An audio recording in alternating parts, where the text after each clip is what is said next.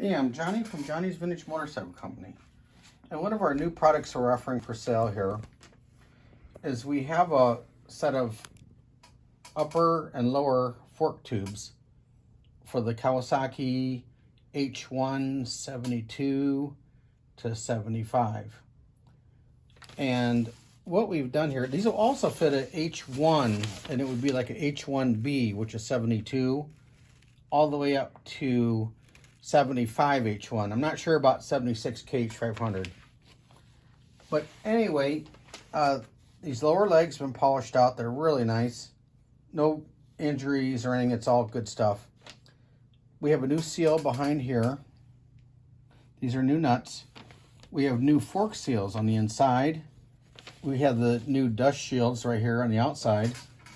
And we have new fork tubes. Nice stuff. And then also, we have these caps here that we have polished out. So these are used, this is used, but the rest is new. Nice stuff, and this would be a nice head start on your H2 project or your H1 project. So if there's any interest, give us a call.